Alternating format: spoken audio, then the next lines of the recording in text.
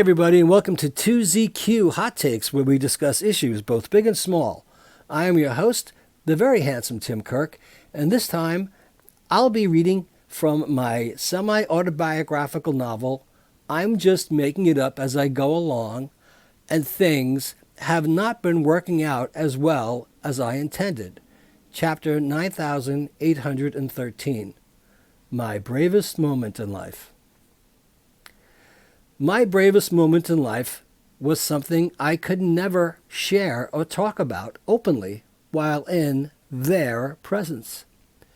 They would never comprehend the impact or the enormity of what I did to save the lives of innocent people who would otherwise have been gunned down by insane, heavily armed, drug-crazed, money-hungry coke dealers. Which was a bit on the personally frustrating side of things, but I knew my efforts would never ever be appreciated, even if they were made aware, because they just didn't care. Everything awful that happened to other people was mere entertainment to them.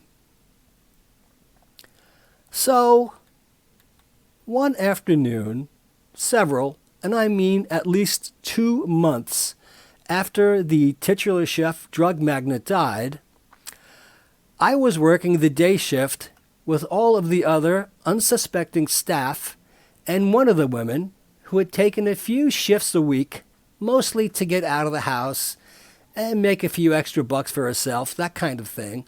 A very nice, upright, decent married girl, culturally literate with a vocabulary which implied that she was familiar with abstract concepts. Go figure. Noticed something and said out of bewilderment, "What's that?" And I and a few other people working all walked over to the tinted plate glass window in the front of the restaurant and saw what I referred to myself and myself only as the evil A-team. It was a van. It was sitting in the parking lot with the engine running. The side door had been opened all the way. Inside, there was a machine gun on a turret tripod mount thing pointed at the restaurant. There was a crazy, and I mean crazy looking dude wearing 2 bandoleros with ammunition and what I assumed were Uzis. This was 1987. He looked like a caricature of a 70s movies villain, with a crazed look on his face. There was another guy with him. I think they were actually wearing berets, too. The driver of the van and the guy sitting in the passenger seat were also similarly equipped with bandoleros full of ammunition and Uzis. I said to myself, shit. Either I die or all of these innocent people die. They had enough firepower to shoot the entire building in half horizontally. No cap, as the kiddies say. They were ready to kill. Absolutely nobody inside the place had any idea who they were, what they were doing there, what they wanted, that there was any issue whatsoever. They had zero curiosity as to the situation. Most of them were dealing with grief, and there was also a complete other horrible incident which had recently occurred on site, which was a terrible, life-threatening, excruciatingly painful incident everybody was dealing with in the aftermath of the death. Barely time to grieve. The staff, who were the spine of the place, were devastated and just rocked back on their heels, but carrying on, because that was how they made their livings. Although it was not a fun atmosphere, and the people who exploited the most out of the vulnerabilities of the situation for their own gratification took no responsibility to keep any sense of continuity going whatsoever. None. It was less than a free-for-all, more like a scavenger picking through rubble for valuables at the bottom of a building collapse, when they were fully aware that the people who those valuables belonged to were still around, but they knew that they could sneak whatever they found out without being detected because the people were so distracted. One partner just mentally checked out, so he was almost never around, except to take food in bed with him on his way out to go for a ride on his boat. But his involvement in running the place had been usurped because he had a decidedly lowbrow approach and was profoundly small-minded and cheap in his thinking, approach, and execution. At the beginning of the renovation process of the restaurant, which had occurred about 2 years prior, we needed to remove a ratty old cupboard that would now be called shabby chic or farmhouse chic or some other drivel for ratty crap that is supposed to be authentic and reminiscent of an antique from a poignant historical era, for a while anyway.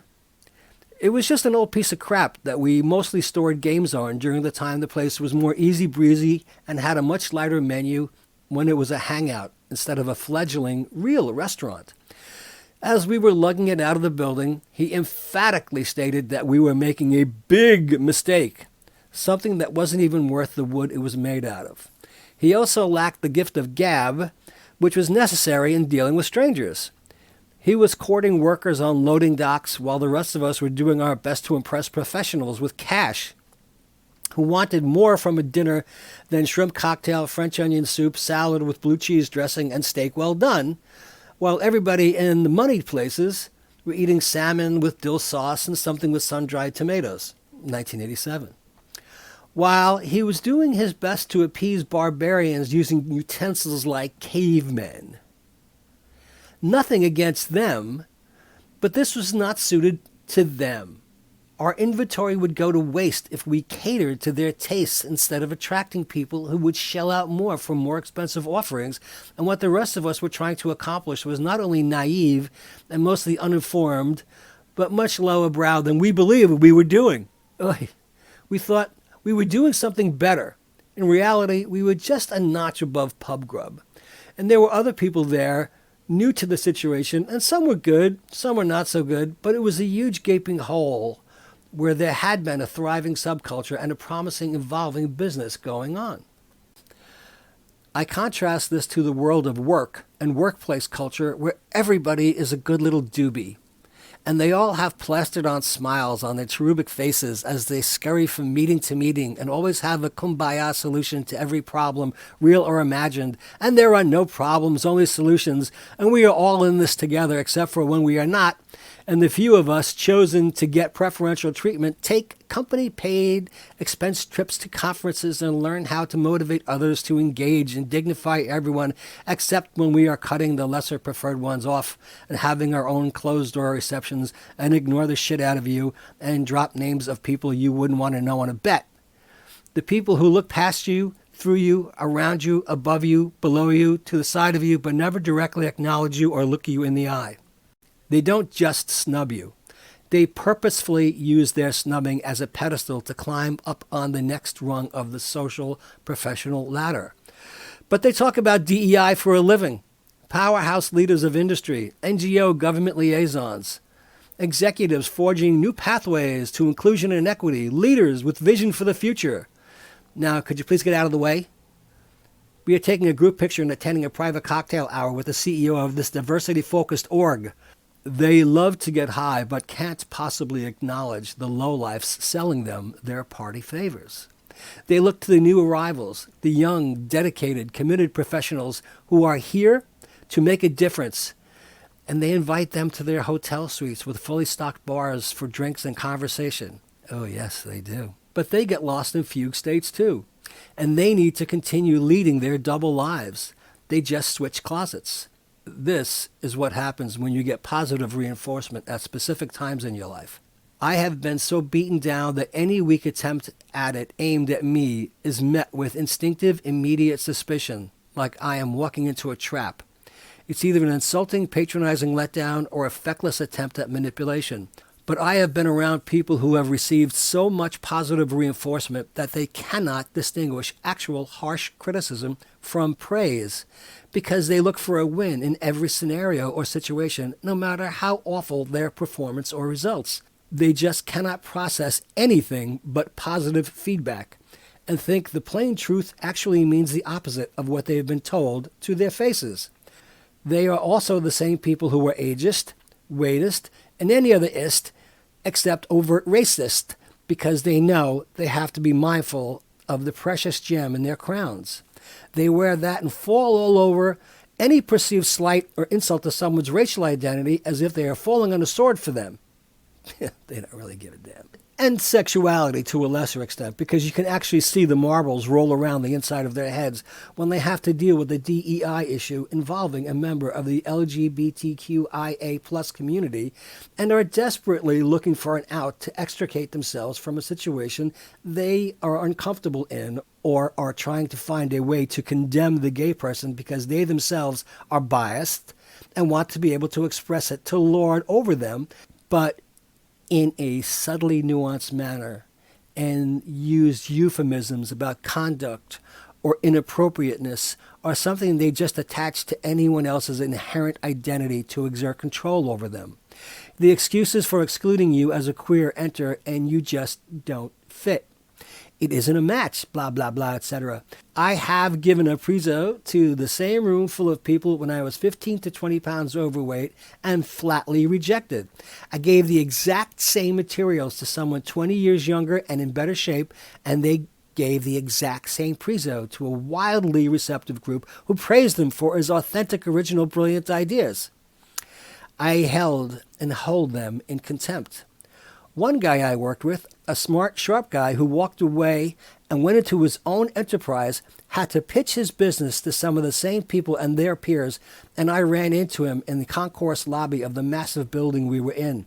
We caught up, chatted, and he expressed his frustration, saying that it was all bullshit and that he knows how I hate the bullshit. He was correct. It was funny because he was shoulder to shoulder with very many of them and never embraced the bullshit. But he knew I had no use for it. I liked that guy. So back to the restaurant. I breathed deeply and walked out. The parking lot was gravel, so each step was distinctly memorable. I walked up to about 10 feet from the open door of the van, and the guy behind the machine gun had an itchy trigger finger, like he was just waiting for the go-ahead from the driver. Also reminded me of one of the henchmen who killed Murphy in RoboCop, but with crazy hair. Sort of like one of the guys in Scarface, but dressed as Che Guevara. And he was wearing fatigues. How stereotypical could this surreal situation be? I thought to myself as I was about to sacrifice myself for the safety of the others. The driver also happened to be the drug dealer from the insane scene of buying the drugs. He knew me. He was well aware of me. He knew my name. I was never, ever introduced to him. My friend owed him over $40,000 in 1987. That's when it hit me. Holy shit. I really had been doing insanely expensive, insanely huge amounts of rockstar cocaine. Yeep. Like there was a sane amount of cocaine. It's just like the term overdose on smack. Oh, is there an appropriate illegal dosage of deadly heroin we have been unaware of? Anyway, my heart was pounding. I was doing my best to be cool and calm.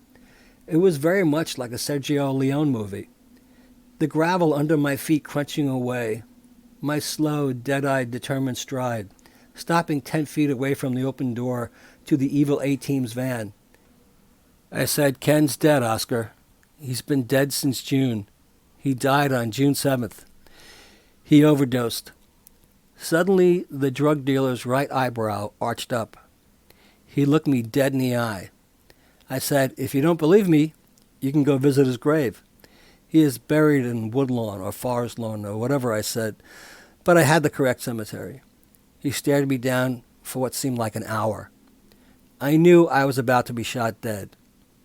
After what seemed like an eternity, he pulled the van out of neutral into reverse with the brakes on, kept his eyes peeled on me, and said, "If he isn't dead, I'll come back and kill you." I knew he was telling the truth. He signaled to the bloodlusted, terribly disappointed henchman to close the door, which he did. He then pulled back and drove out. I never saw him again. I walked back into the restaurant, closed the door behind me, and leaned as heavy as I could against the closed door of the restaurant, which had a stained glass window, almost as if I was leaning hard against it to keep it closed and anyone from entering. I was clearly visible from and could easily still have been picked off and shot in the back as they drove away if they really wanted to punish me. I looked down, collected myself, said holy fucking shit about 10,000 times to myself in 3 seconds, and looked up. "What was that?" asked the girls. "Nothing," I said. I went into the men's room and stared in the mirror. I had to wipe the look of shock off of my face. It took a few minutes.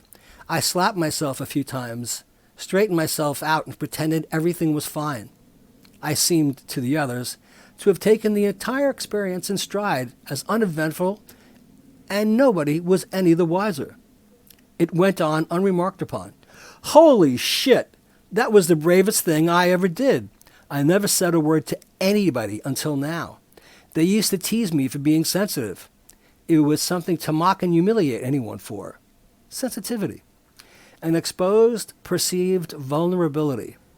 Oh, instead of gliding over that and occasionally reminding people that it wasn't good form to fixate on foibles, they instead focused their emotional energies on others' perceived sensitivities and never let go. Like a bulldog grabbing the ring on a bull.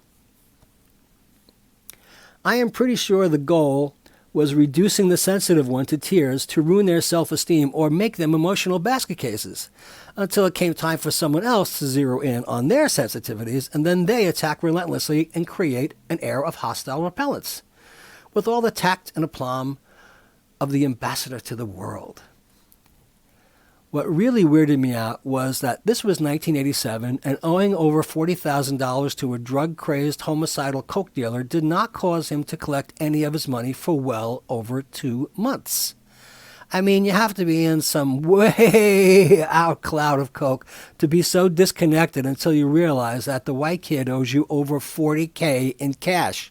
In 1987 cash. At the same time, the entire restaurant was just coming over the mourning period from my friend, and at the same time several other employees were spiraling down in their own addiction holes. At the very same time, the restaurant also had a revolving door of hack chefs and shoemaker cooks, so the quality suffered, and spirits were and had been low for a few months. The atmosphere did not help the addiction spirals. Loads were far from being lightened, and every day brought a new melodramatic variable to the environment. Every new variable was completely insane. Off the hook, as they say. Anarchically uncivilized, and so much vision-free, nihilistic, self-centered selfishness. That is another story. All I can say is that I was glad I had gone on the wagon about 5 months earlier and was staying on it for the foreseeable term. I might be dumb, but I wasn't that dumb. Anyway, I'm going to stop right there because I got another part coming up. Thanks for listening. See you next time. And as the kiddies say, peace out.